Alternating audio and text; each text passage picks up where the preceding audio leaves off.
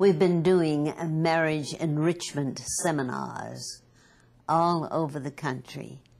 And from one to another, we find these people who were on the verge of a divorce, planning to divorce or doing something about a divorce, and have found that there is a better way.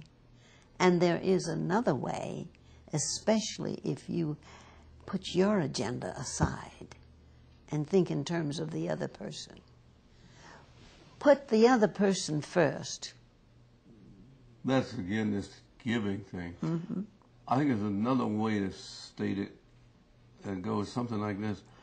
At no point is your crushing or overcoming your partner to the partner's detriment worth a marriage. And a lot of people discover after they divorce that divorce was a much more expensive, a much more difficult route than what they could have done if they had worked at marriage. We've actually had people to say to us that we came here fully expecting to go ahead and separate and divorce, and we're not going to do it now. People in earlier generations were dependent, and once women became independent and had to stay there and take all that crap, they started breaking away.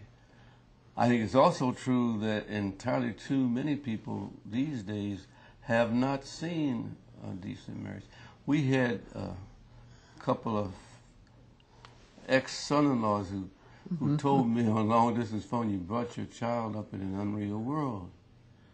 Whenever things start coming apart, she thinks the world is going to end.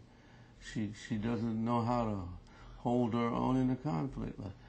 I wasn't about to apologize for not demonstrating war in front of my kids, but he seemed to think that, both of them seemed to think that there was something false or contrived about our not feuding and fussing, but it isn't. I mean, our minds just work together.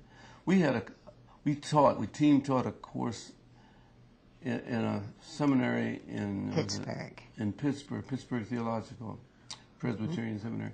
And one day the class stopped and said, this is the first time we've ever seen any situation where one of them starts the sentence and the other one finishes it. And it happens over and over again, and we had never paid any attention. You've done it several times. In case you haven't noticed, you have done it. Oh, no. Yes. No. Yes, you have. Yes. Well, there are times when I've had to say to her, don't I have any privacy? I mean, it's as if she's got a monitor sending signals, spying or something.